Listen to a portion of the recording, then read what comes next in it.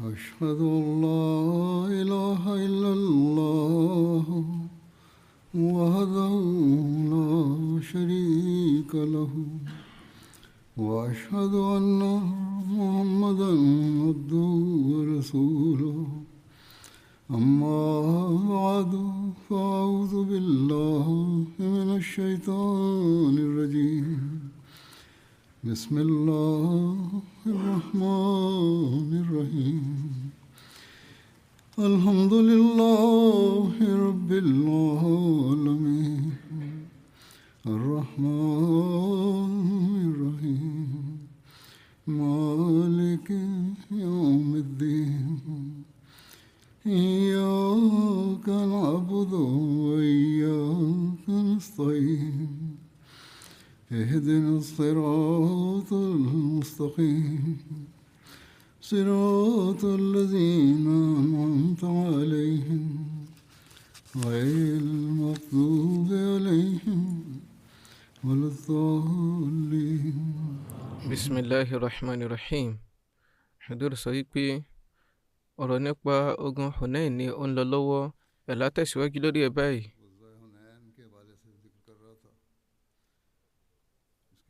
ọ̀rọ̀ wà nípa àtìlẹ́yìn láti ọ̀dọ̀ Ọlọ́run ọba wa ní ojú ogun Hunain náà pẹ̀lú eléyìí tí a tú sí àwọn màláíkà lára báyìí.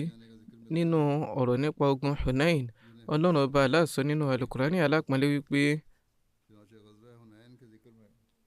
thumma anzala Allahu sakinatahu ala rasulihi wa ala al-mu'minina wa anzala junudan lam taraha وعذب الذين كفروا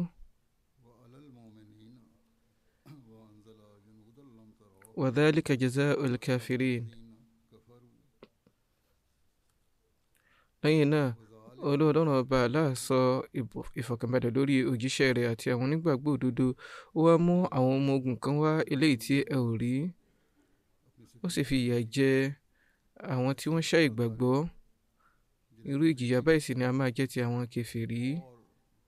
Àwọn ẹlẹ́là àti àwọn onítàn ti ní onírúurú ìwòye nípa bí àwọn màláíkà ṣe sọ̀kalẹ̀ yìí.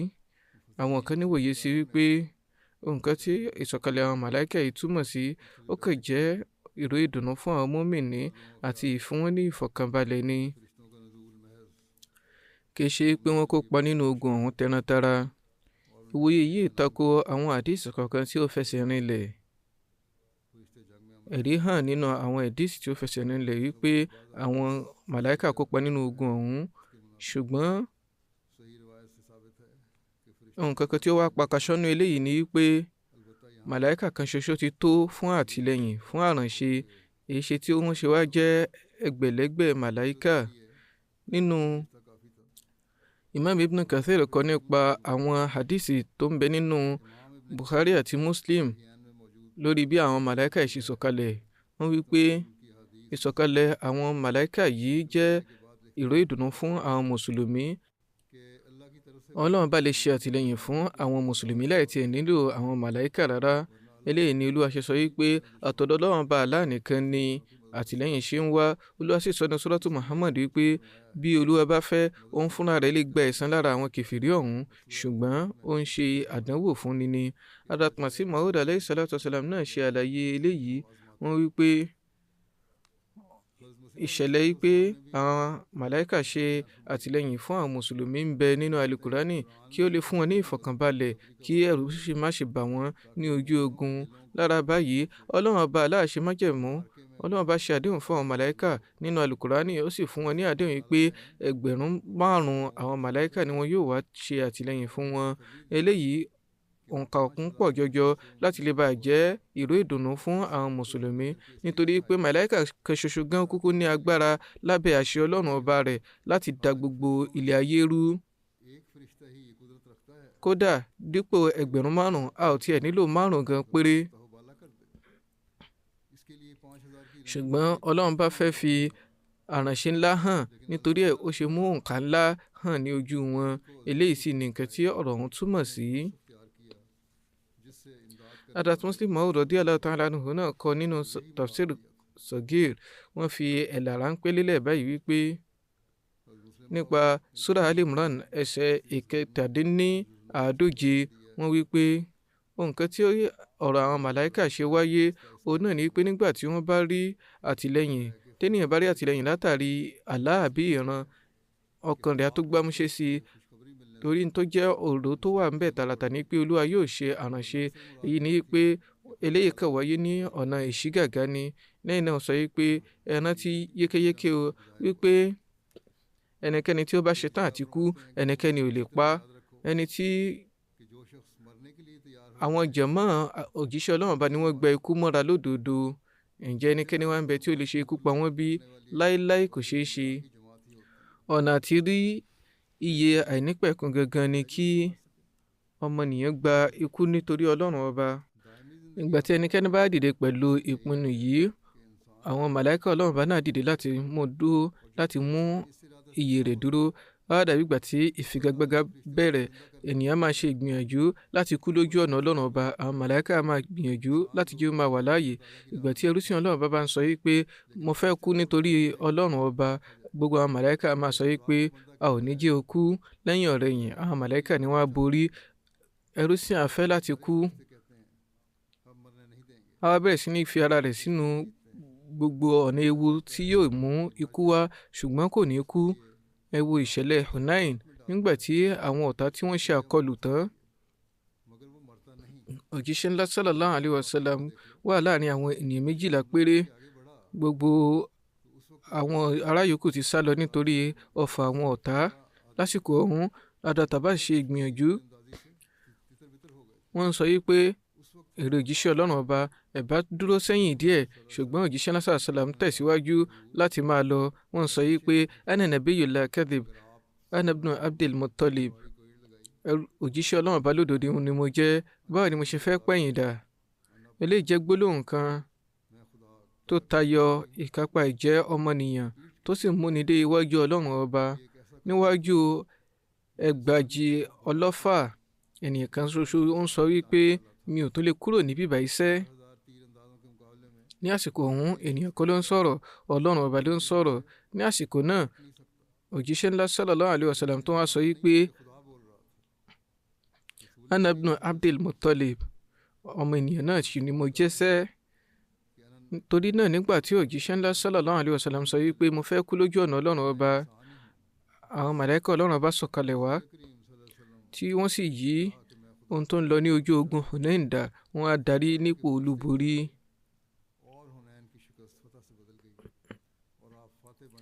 bí àwọn ọ̀tá ṣe fìdí rẹmi tí wọ́n sì ná pápá bora ní ojú ogun yìí a ti mẹ́nu bà lẹ́kùnrẹ́rẹ́ ní ìṣáájú pé nígbà tí òjíṣẹ́ náà sàṣẹlẹ̀ ń pe àwọn Ansar wọ́n darí dé bẹ́ẹ̀ ni wọ́n bẹ̀rẹ̀ sí ní jà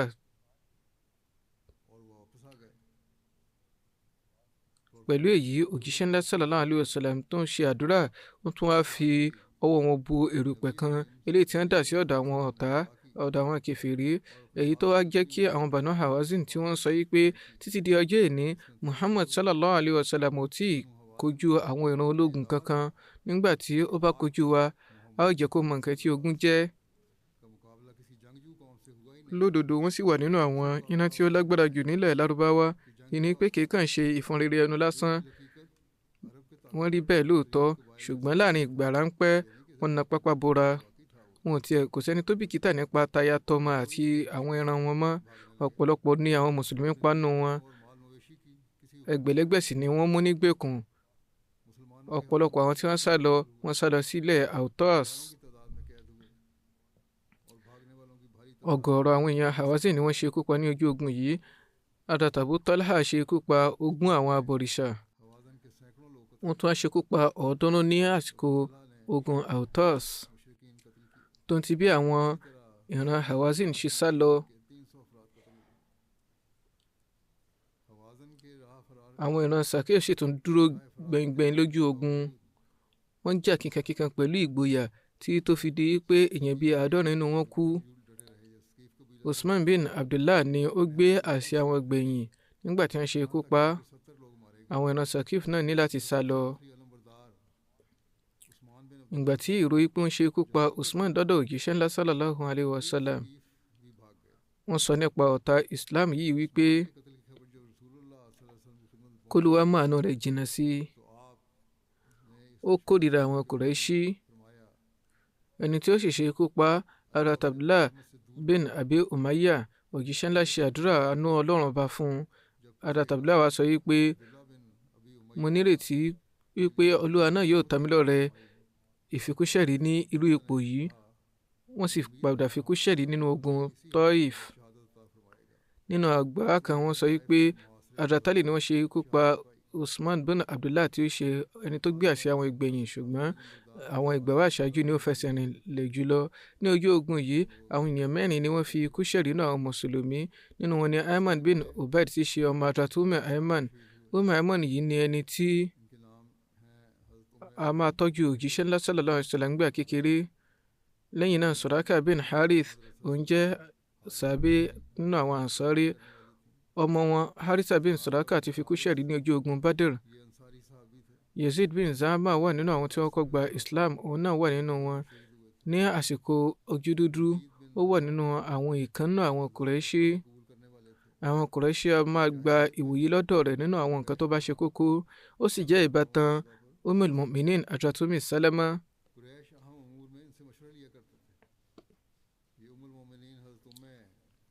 Nítorí bí ẹṣin ṣe gbókìtì lójú ogun ni wọ́n ṣe fikú ṣẹ̀rí. Àwọn kan níwòye yìí pé ojú ogun Taif ni wọ́n ti fikú ṣẹ̀rí. A máa mẹ́nubà níwájú. Ẹni kẹrin ni Hazrat Abu Amir. A máa mẹ́nubà tiẹ̀ náà lẹ́kùnrẹ́rẹ́ níbi ọ̀wẹ́ ogun Autas. Hazrat Aiz ní ẹ̀là wípé ní ojú ogun Hunain, ọfà kan bá mi níwájú orí, ó sì jẹ́ kí ẹ̀jẹ̀ máa dà pòròpòrò sí iwájú mi àti ibi àyà mi. Òjíṣẹ́ ńlá sallallahu alaihi wasallam wá fi ọwọ́ wọn oníbùkún pa iwájú mi, àyà mi títí dé ibi abonú. Wọ́n sì nu àwọn ẹ̀jẹ̀ ọ̀hún kúrò, èyí tó mú ẹ̀jẹ̀ ọ̀hún dáwọ́ lásìkò ọ̀hún. Lẹ́yìn èyí wọ́n tún wá ṣe àdúrà fún mi. Àwọn ẹlẹ́gbàá kan tó ní àrọ́bá wípé àpá ọwọ́ oníbùkún òjíṣẹ́ ńlá sallallahu alaihi wasallam tí wọ́n fi pa wọ́n lára yìí ṣì wà lára wọn. Hazrat Khalid bin Walid tí wọ́n jẹ́ adarí àwọn ọmọ ogun orí ẹṣin, àwọn náà gbọgbẹ́ tó pọ̀ ní níbẹ̀rẹ̀ ogun. A ti mẹ́nuba eléyìí nígbà tí ó di pé àwọn ènìyàn bẹ̀rẹ̀ sí ní ìdàrúdàpọ̀ bo àwọn ènìyàn. Ẹlẹ́gbàá kan sọ wípé nígbà tí wọ́n borí àwọn kìfìrí tán tí àwọn mùsùlùmí wá darí sí ibi àgọ́ wọn, mo rí tí òjíṣẹ́ ńlá sallallahu alaihi wasallam rìn láàrin àwọn ènìyàn wọn. Wọ́n sọ wípé ta ni yóò mú mi dọ́dọ̀ Khalid bin Walid? Nígbà tí wọ́n wá dọ́dọ̀ wọn, Khalid wà níbi tí ó rọ̀gbọ̀kú sí lára ìtẹ́ ẹṣin. Òjíṣẹ́ ńlá sallallahu alaihi wasallam jókòó sí ọ̀dọ̀ rẹ̀. Wọ́n á fi ìtọ́ wọn oníbùkún kan lára, wọ́n fi pa ibẹ̀, eléyìí tí ó jẹ́ kí ọgbẹ́ wọn sàn. Yàtọ̀ sí èyí, Hazrat Abdullah bin Abi Awfa, Hazrat Abubakar Siddiq, Hazrat Umar, Hazrat Usman àti Hazrat Ali náà gbọgbẹ́.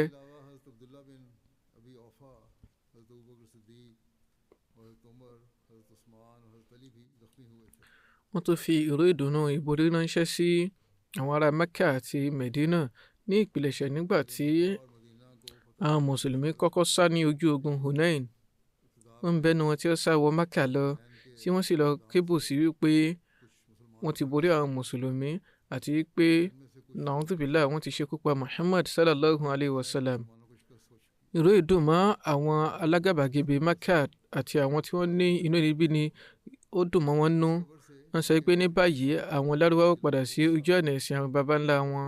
Ní ààyè yìí, Ata bin Asib tí í ṣe ajẹ́lẹ̀ Mecca ní àsìkò wọn ní ìbánisọ̀rọ̀ tí ó ní ìgboyà nínú. Wọ́n sọ fún àwọn ará Mecca yìí pé in qutila Muhammadun fa inna dina Allahi qa'im walladhi ya'buduhu Muhammad hayyun la yamut.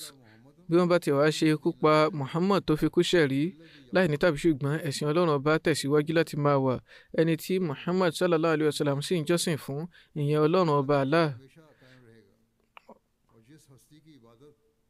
ọba láéláé ni, ó ń bẹ láàyè, kò sì ní láéláé papòdà. kò tí ì pẹ́ lẹ́yìn eléyìí ni ìró ìborí dé láti ilẹ̀ Hunain pé àwọn mùsùlùmí borí tí àwọn ìran Hawazin sì fìdí rẹmi tí wọ́n sá lọ.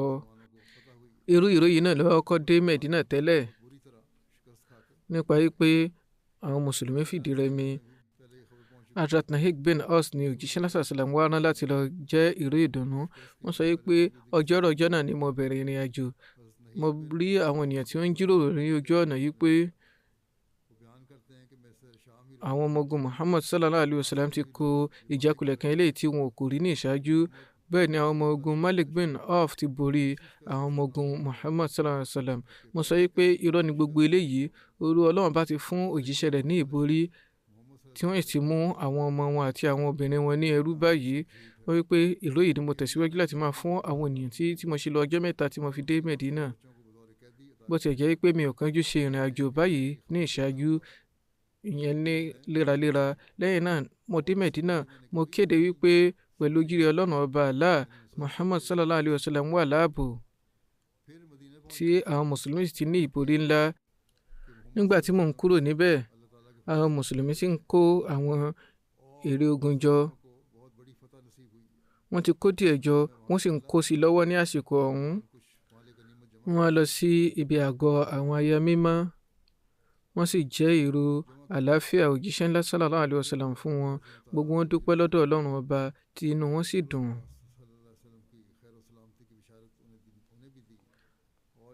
Nípa tí akọni àwọn Banu Hawazin Malik bin Auf, tipátipá ni ó ṣe bọ́ ní ojú ogun yìí. Ó sá lọ, òun àti àwọn ẹmẹ̀wà rẹ̀ lọ sí ibi àfonífojì kan.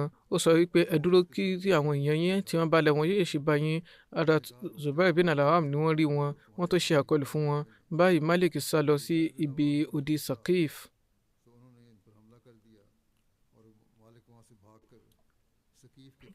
Ọ̀rọ̀ tẹ̀síwájú lórí bí Muhallim bin Jathama ṣe ṣe kópa ẹnìkan àti bí wọ́n ṣe san owó ẹ̀jẹ̀ rẹ̀.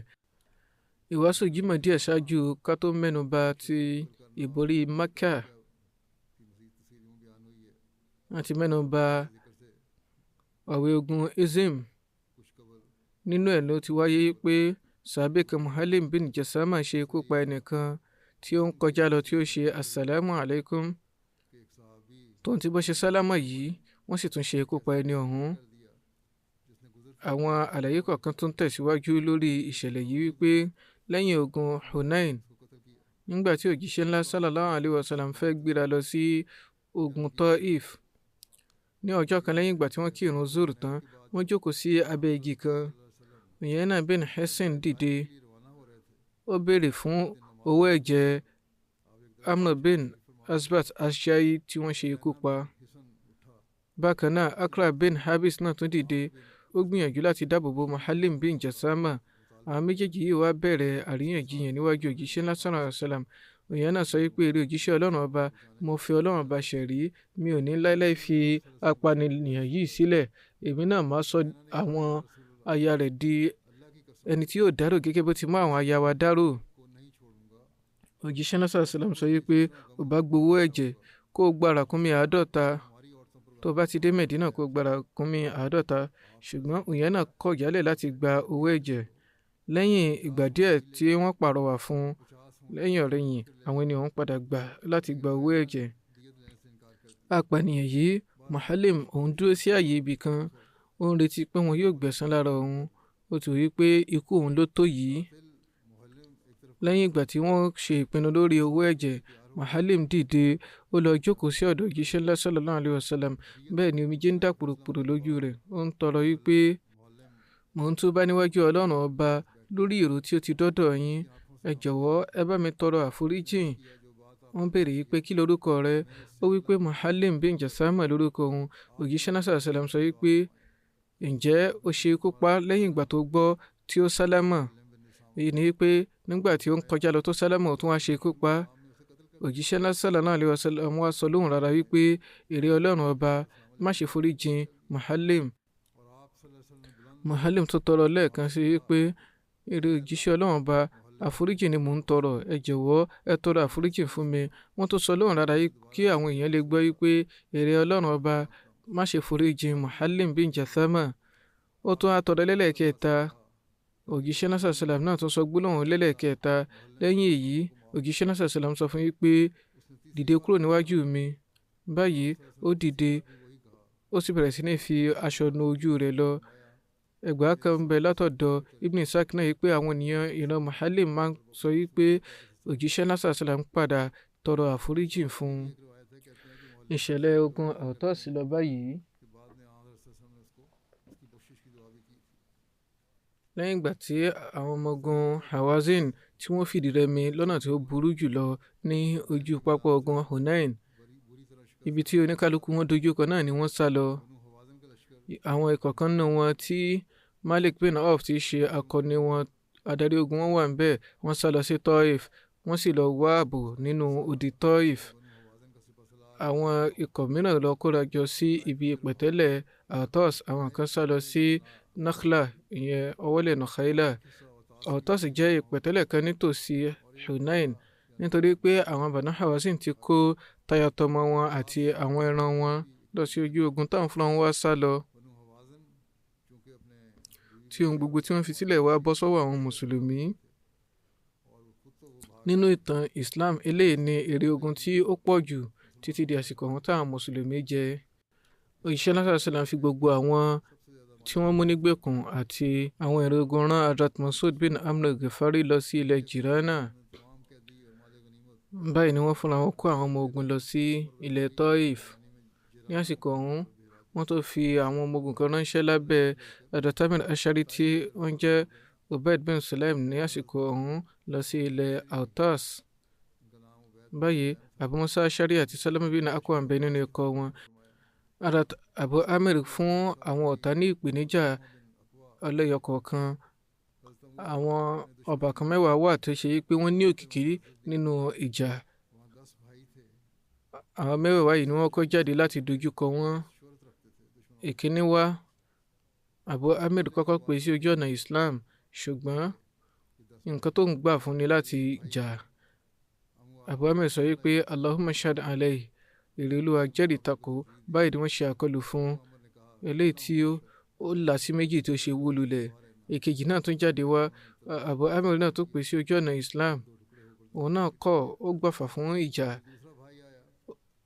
Òun náà sì kú. Báyìí ni wọ́n ṣe ń lọ lẹ́yọ kọ̀ọ̀kan tí wọ́n fi pín mẹ́sàn-án. Ìgbà tí ẹni kẹwàá dé, tí Abu Amir tún wá ṣe bí tàtẹ̀yìnwá tí wọ́n pe Allahumma shahid alayhi tí wọ́n fẹ́ ṣe àkọlù fún. Báyìí ni ó tètè fọhùn wípé Allahumma la tashhad alayya, èrè Olúwa má ṣe jẹ́rìí tako mi. Ó ṣe bí ìgbà tó ṣe wípé ó ń gba Islam ni. Kété tí Abu Amir gbọ́ eléyìí, wọ́n gbé ìdáhùn wálẹ̀, wọ́n sì dá sí. Ṣùgbọ́n ó dẹ̀yìn, ó sì ṣe àkọlù fún Abu Amir, ìyẹn pé ẹ̀tàn ni ó ṣe. Nínú ẹgbàá kan wọ́n sọ wípé òun ló ṣekú pa Abu Amir. Nínú ẹgbàá mìíràn wọ́n sọ wípé kò rí bẹ́ẹ̀ torí pé ẹni tó ṣekú pa Abu Amir, Hazrat Abu Musa Ashari ṣekú pa lójú ẹsẹ̀. Eléyìí ni nǹkan tí ó fẹsẹ̀ rinlẹ̀ jùlọ. Ẹni yóò padà gba Islam tí ìyẹn ní kẹwàá yìí, ó sì jẹ́ ènìyàn rere nínú ẹ̀sìn Islam. Lẹ́yìn èyí, nígbàkúgbà tí òjíṣẹ́ náà sàlám bá ti rí, wọ́n máa sọ wípé hadha sharidu Abu Amir, eléyìí ni ẹni tó bọ́ lọ́wọ́ idà Abu Amir. Ní ṣókí báyìí ni Hazrat Abu Amir bẹ̀rẹ̀ sí ní báwọn èèyàn jà lẹ́yọ kọ̀ọ̀kan. Ẹnikẹ́ni tó bá díwájú wọn ṣe kó pa. Lẹ́yìn ọ̀rẹ́yìn àwọn ọmọ Harith ju Ṣámí méjì, Alá àti Awfa ni wọ́n rọ òjò ọfà lé wọn lórí. Ọfà kan bá wọn ní àyà, ìkejì sì bá wọn lórúnkún. Nínú àwọn ẹgbàá kan wọ́n sọ wípé ọmọ Durayd bin Sima tí í ṣe Salama ni ó ta ọfà ọ̀hún. Abu Musa Ashari wípé mo bèèrè lọ́dọ̀ Abu Amir wípé ta lẹni tí ó ta ọ́ lọ́fà. Wọ́n tọ́ka sí ẹni ọ̀hún. Mo tọpa rẹ̀ lọ, ẹni yìí sá lọ. Ṣùgbọ́n ìpèníjà mi ni ó dá dúró tí a ṣe fìjà pẹ́ ìta tí mo sì ṣe ikú pa. Nígbà tí mo darí, mo sọ fún Abu Amir wípé Olúwa ti ju ẹni tí ó ṣe ikú pa ọ́ sínú Jahannama. Abu Amir sọ wípé bá mi fa ọfà mi yọ. Ọfà ọ̀hún sì ń bẹ lára wọn yọ, ó sì ń bẹ lára wọn. Nígbà tí mo fa ọfà ọ̀hún yọ, báyìí ni omi bẹ̀rẹ̀ sí ní tú níbi ọgbẹ́ ọ̀hún. A rí i pé ó jìn, kò sì sílẹ̀ tí pé wọ́n rù ú là. Abu Musa Ash'ari sọ wípé Abu Amir sọ fún mi wípé bá mi jẹ́ sálámà mi fún òjíṣẹ́ ńlá sallallahu alayhi wa sallam kó sì tọrọ wípé kí wọ́n tọrọ àforíjì fún mi.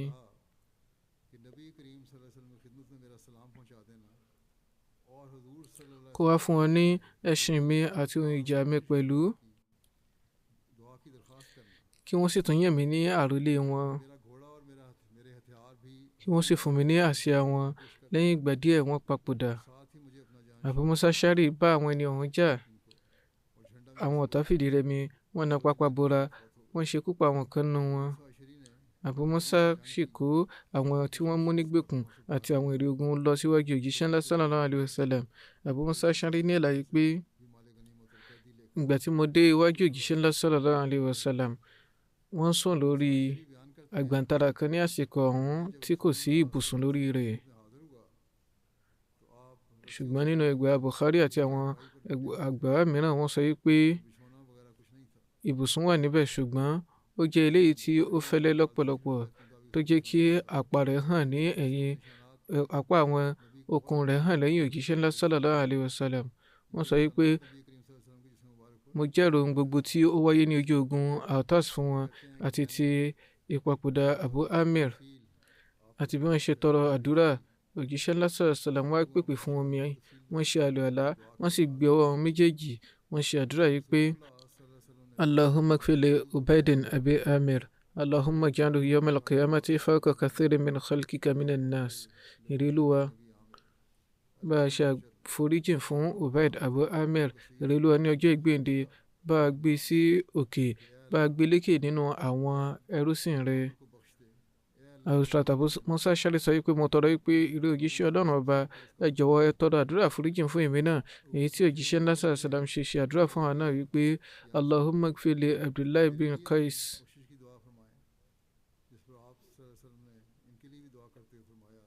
dhanbahu wa adkhilahu yawm al-qiyamati madkhalan karima.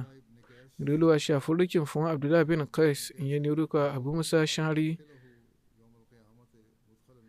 kò sì jẹ́ kí ó wà ní ipò ògo ní ọjọ́ ìgbéǹde. Lẹ́yìn náà ọ̀wé ogun Tufail bin Amr Dawsi tí wọ́n rán lọ sí Dhul Kufayn. Eléyìí wáyé ní Shawwal ọdún kẹjọ hijira. Nígbà tí òjíṣẹ́ ńlá sallallahu alayhi wa sallam jáde lọ láti Hunayn lọ sí ilẹ̀ Taif, wọ́n á rán Tufail Dawsi lọ sí ibi tí ó ti wó òrìṣà Dhul Kufayn. Tufail jẹ́ ará ìran Daws, wọ́n sì jẹ́ ẹni tí ó jẹ́ gbajúgbajà nínú àwọn akéwì àti ẹni tí ó lépò tí ó ga nínú àwọn ènìyàn wọn. Ní àsìkò ojú dúdú ní Mecca, wọ́n ṣe àbẹ̀wò sí òjíṣẹ́ ńlá sallallahu alayhi wa sallam, ìgbọ́n sì ni wọ́n ti di mùsùlùmí. Wọ́n máa sọ wípé lẹ́yìn ogun Hunayn, òun ló fúnra rẹ̀ lọ síwájú òjíṣẹ́ ńlá sallallahu alayhi wa sallam lọ tọrọ wípé àwọn làwọn fẹ́ wó òrìṣà Dhul Kufayn, àwọn ni kí wọ́n rán lọ. Òjíṣẹ́ ńlá sallallahu alayhi wa sallam wá yàn wọ́n lọ fún ojúṣe yìí gẹ́gẹ́ bí adarí. Wọ́n sì gbà wọ́n níyànjú pé kí wọ́n máa jẹ́rò àlàáfíà, ìyẹn ni pé kí wọ́n sọ sálámà di àṣà, kí wọ́n máa bọ́ àwọn ènìyàn, kì í ṣe pé kí wọ́n máa fi ibi pa wọ́n,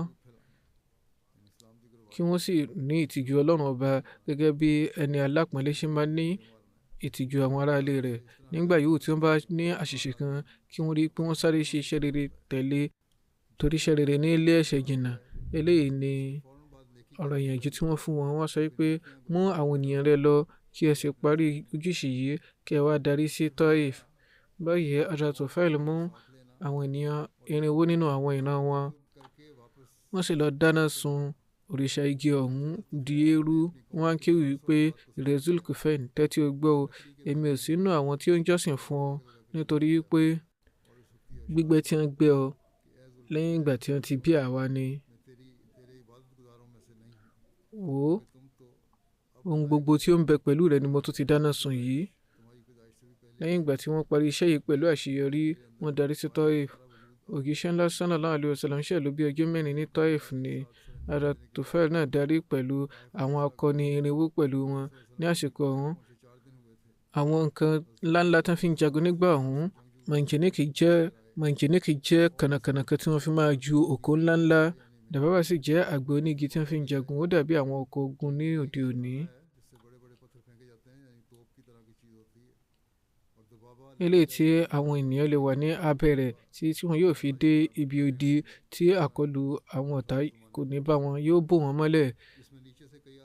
Ìgbà ogun Taif ni wọ́n kọ́ lo ohun ìjagun yìí.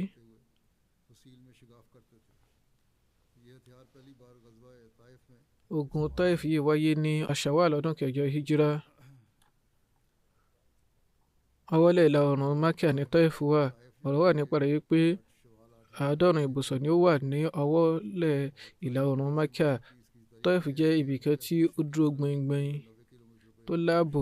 Ohun tí ń ṣe ń pè ní Taif ni wípé àwọn ìgànnà mẹ́rin ni ó ń bẹ níbẹ̀ láti dáàbò bò.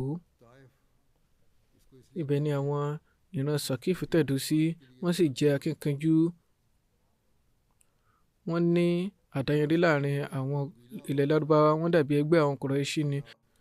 Urwa bin Mas'ud tí ó jẹ́ baálẹ̀ wọn ni ó ṣe yìgì pẹ̀lú ọmọ Abu Sufyan. Àwọn kèfèrí Mákà máa wí pé ìbá ṣe pé Kùránì ní àṣàkalẹ̀ ni, ìbá jẹ́ ìkan nínú àwọn baálẹ̀ Mákà àbí Taif ni yóò wá fún àwọn ará ilẹ̀ tó mógún jà. Wọ́n máa sọ wípé Al-Qur'ani ìbá lọ fún ènìyàn ńlá ní àwọn ilẹ̀ yìí dípò òjíṣẹ́ ńlá sallallahu alayhi wa sallam. Ní ṣókí, odi ààbò ńlá kan wà níbẹ̀. Àwọn ará ibẹ̀ ti kó oúnjẹ tí ó tó wọn fún ọdún kan nínú rẹ̀. Wọ́n á yin àwọn ọlọ́fà àti àwọn oníkànnàkànnà lọ kiri ká rẹ̀.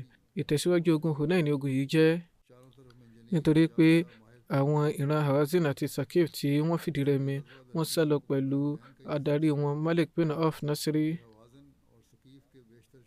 Wọ́n sá wọ inú odi Taif lọ.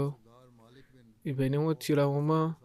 Báyìí òjíṣẹ́ ńlá sallallahu alayhi wa sallam kó pinnu nígbà tí wọ́n parí ogun Hunain wípé kí wọ́n kó gbogbo àwọn èrè ogun àti àwọn ẹgbàáta tí wọ́n ti mú nígbèkùn lọ sí ilẹ̀ Jirana.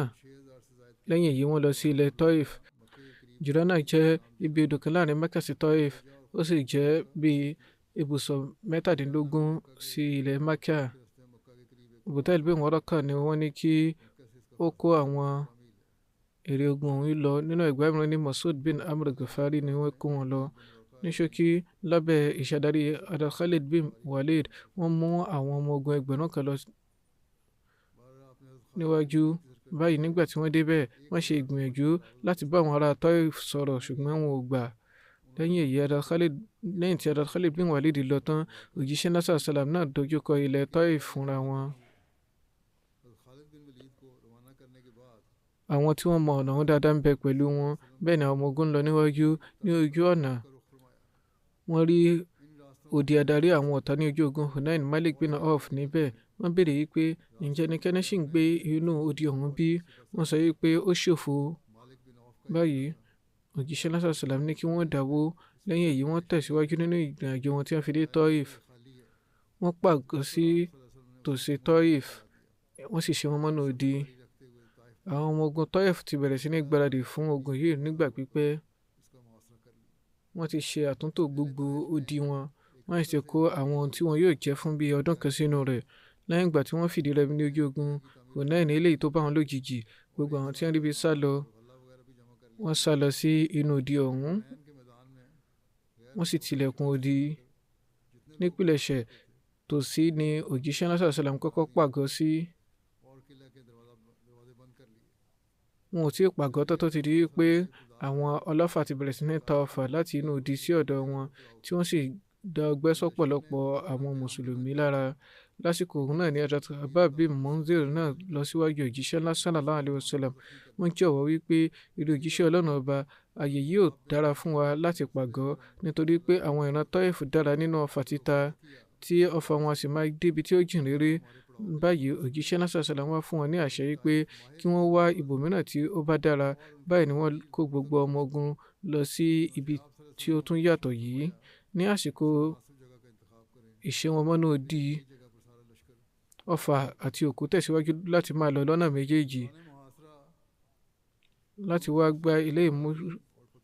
Òjíṣẹ́ náà sallam ṣe ètò kànnàkànnà láti ju òkú ńlá sí ọ̀dọ̀ àwọn ará Taif.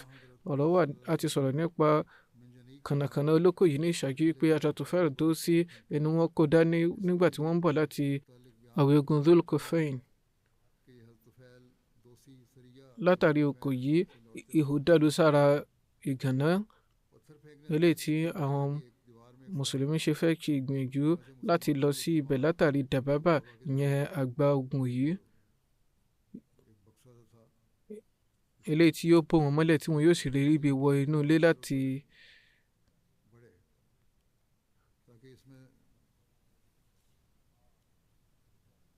láti abẹ́ rẹ̀ ṣùgbọ́n nígbà tí wọ́n bọ́ síwájú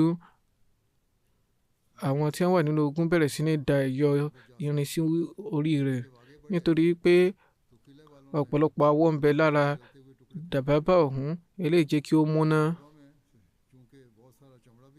ó di pé àwọn ọmọ ogun mùsùlùmí ní láti sá jáde kété tí wọ́n ń jáde báyìí àwọn ọmọ ogun Taif tẹ̀síwájú láti máa dà wọ́n lọ́fà tí wọ́n lè ṣe ikú pa ọ̀pọ̀lọpọ̀ nínú wọn báyìí náà ó dìgbà kan òjíṣẹ́ náà sàlám sọ wípé kí wọ́n gé àwọn igi ọ̀pọ̀tọ́ àwọn ìran Taif yìí níwòye mélèé ní ìgbésẹ̀ ìgbẹ̀yìn tí wọ́n gbé láti dúkokò mọ́ wọn nítorí pé wọ́n padà tún ní kí wọ́n má ṣe bẹ́ẹ̀ mọ́ nípìnlẹ̀ṣẹ̀ àwọn ará Taif bẹ̀rẹ̀ sí ní sọ wípé bẹ́ẹ̀ bá fẹ́ ẹ dáná sun ọgbà wa ẹ ò ní lè kó ilẹ̀ àti omi wa wọ́n ti rí ilẹ̀ wọn nílé ọlọ́ràá ní tó sì gbàlérò ní pé àwọn yóò tuntun gbìn torí náà ẹ̀rù bà wọ́n ṣùgbọ́n nígbà tí wọ́n rí pé ọgbà wọn bẹ̀rẹ̀ sí ní wó lóòótọ́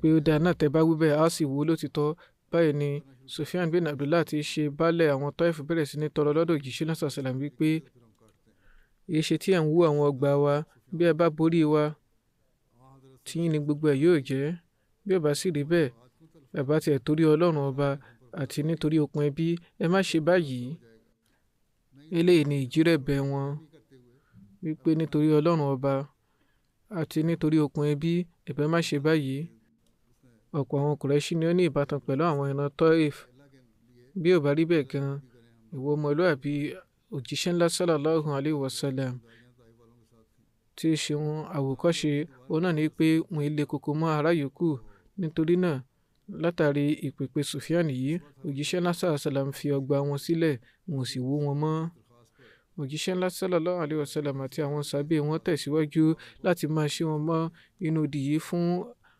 ìlàjì oṣù kan àbí jù bẹ́ẹ̀ lọ ṣùgbọ́n ìborí ilẹ̀ Hunain yìí ti da jìnnìjìnnì bo ọkàn àwọn ará ìran Taif débi pé inú odi náà ni wọ́n ti ń jà wọn jáde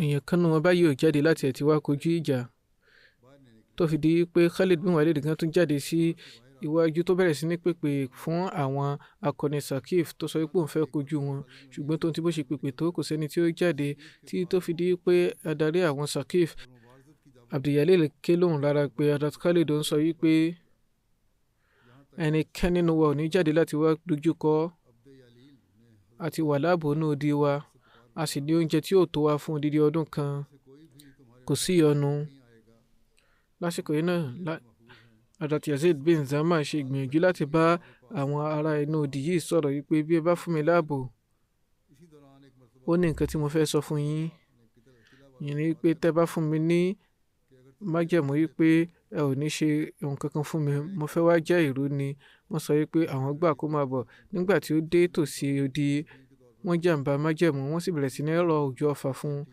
eléyìí tí ó jẹ́ kí ó fi kú ṣẹ̀rí òun ni ó kọ́ fi kú ṣẹ̀rí ní ojú ogun yìí ìbátan Hazrat Mu'minin Hazrat Salama ni ó jẹ́ Uzail bin Abi Salt ni ó ṣe ikú pa lẹ́yìn ìgbà tí ó ṣe ikú pa ó wá jáde pẹ̀lú gàrú láti inú odi ó ti wòye pé báyálẹ̀ yóò ti dúnkokò mọ́ àwọn mùsùlùmí wọn sì ní lè ṣe nǹkan kan ṣùgbọ́n kété tí ó jáde láti ẹnu ọ̀nà báyìí ni ọbàkan Hazrat Yazid bin Zama ti ṣe Yakub bin Zama tóun ti rọra fara pamọ́ sí ibi ẹnu ọ̀nà odi ó gbá ọmọ lẹ́sẹ̀kẹsẹ̀ ó wọ́ lọ síwájú òjíṣẹ́ ńlá sallallahu alaihi wasallam ó sọ wípé irú òjíṣẹ́ Ọlọ́run ọba ẹni tó ṣe ikú pa ọbàkan mi nìyí báyìí wọ́n ṣe ikú pa òun náà ọ̀rọ̀ yìí á sì tó tẹ̀síwájú lọ́jọ́ iwájú inṣàlá lẹ́yìn irun màá kí jánásà gaib méjì àkọ́kọ́ ní ti Mukarram Dr. Said Shahab Ahmad Sahib tí wọ́n jẹ́ ará ilẹ̀ Canada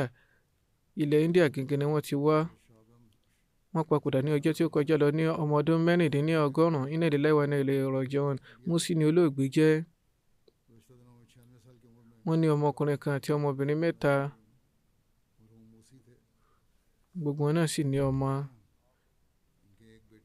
wọ́n jẹ́ ọmọ Sabi Hazrat Masih Maud tí ṣe Hazrat Sayyid Iradat Hussain Sahib ará Awole Bihar. wọ́n ṣe MSc wọn nínú psychology ní Aligarh Muslim University. lẹ́yìn náà wọ́n tún ṣe MA ní Bihar University Muzaffarpur. lẹ́yìn èyí wọ́n ṣe doctorate degree wọn ní University of Scotland ní Glasgow. lọ́dún 1968 lábẹ́ ìtọ́sọ́nà Hazrat Khalifatu Masih kẹta rahimahullahu ta'ala ni wọ́n kó lọ sí Canada.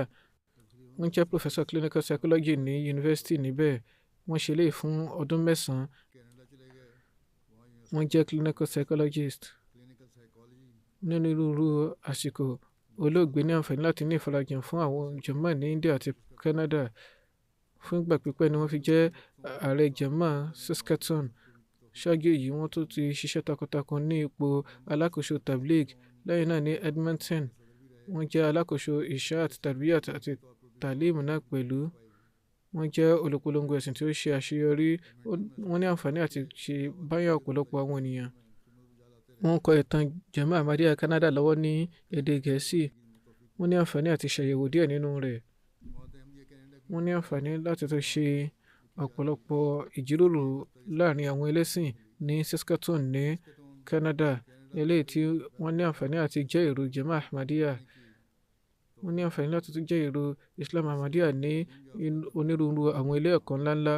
wọ́n tó kó àwọn ìwé ìjẹ́mọ̀ sí ọ̀pọ̀lọpọ̀ àwọn ìdó ìkàwé. wọ́n jẹ́ ẹni tí ó kúndùn ẹ̀kọ́.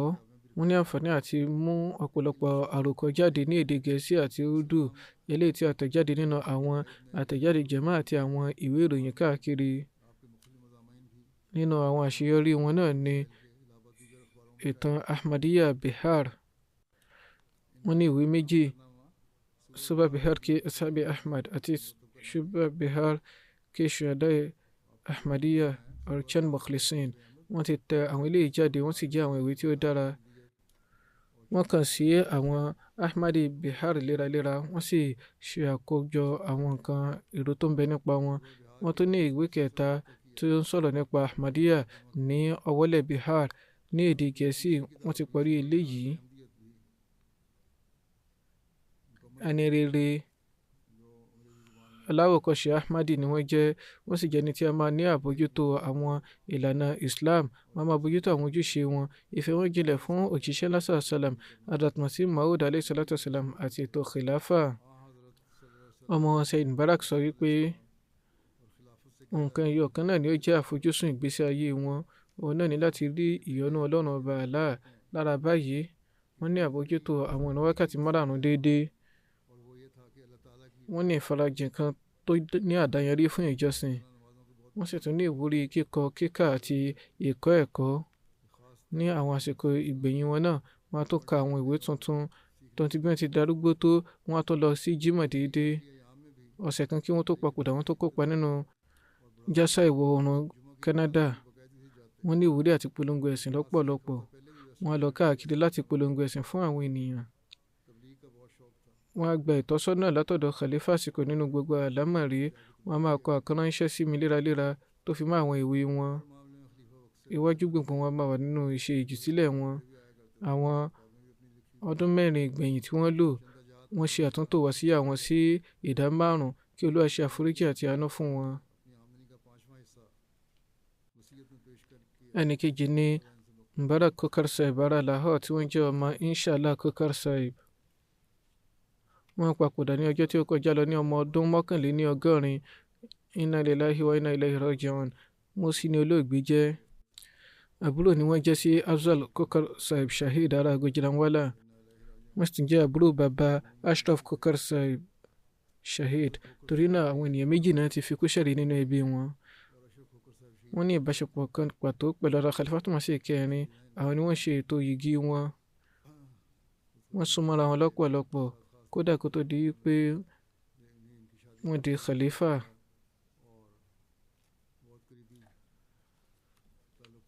lábẹ́ ọ̀rọ̀ ìyànjú ọ̀rọ̀ Khalifatul Masih kẹrin rahimahullah ta'ala ni wọ́n ṣe bẹ̀rẹ̀ òwò wọn ní Karachi. Ilé sì jẹ́ èyí tí ó ṣe àṣeyọrí, bó tilẹ̀ jẹ́ pé wọn ò ní ipò àkóso kan ní pàtó nínú jàmáà, ṣùgbọ́n ìgbà yòówù tí a bá ti pè wọ́n fún ojúṣe jàmáà, wọ́n á débẹ̀ lẹ́sẹ̀kẹsẹ̀. Wọ́n ní ìfẹ́ tí ó jinlẹ̀ fún jàmáà àti ètò khilafa. Wọ́n jẹ́ ọlọ́yàyà tí wọ́n sì jẹ́ agbọ̀rọ̀dún ará yòókù. Wọ́n máa ṣe gbìyànjú àti mú ìṣòro àwọn ènìyàn kúrò. Wọ́n máa wà níwájú gbọ̀ngbọ̀n nínú ìṣàbẹ̀wò. Wọ́n tó fi ètò ẹ̀kọ́ ọ̀fẹ́ lẹ̀ ní orúkọ ìyá wọn.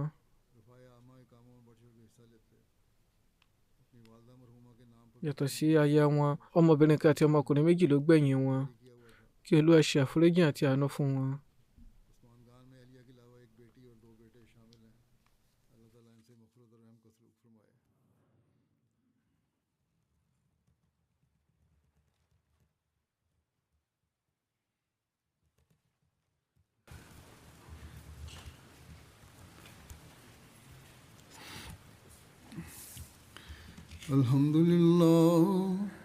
الحمد لله نحمده ونستعينه ونستغفره